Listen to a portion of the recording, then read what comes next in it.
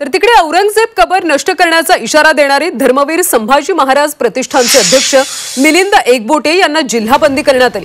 Chhatrapati संभाजीनगरचे upper जिल्हाधिकारी विनोद खिराळकर यांनी जिल्हाबंदीचे आदेश काढलेत। मिलिंद एकबोटे आणि त्यांच्या समर्थकांना 16 मार्च ते 5 एप्रिल 2025 पर्यंत संभाजीनगरमध्ये जिल्हाबंदीचे आदेश देण्यात आले। संभाजी महाराजांच्या पुण्यतिथीच्या निमित्ताने मिलिंद एकबोटे औरंगजेबची कबर नष्ट करण्यासाठी येणार असल्याची गोपनीय माहिती प्रशासनाला मिळाली आणि त्यानंतर आता जिल्हाबंदीचे आदेश काढण्यात आले।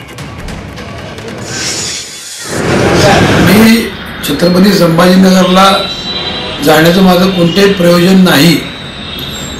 असं असताना मला जिल्हाबंदीची नोटीस दिल्यामुळे माझी जरा करमणूक झाली।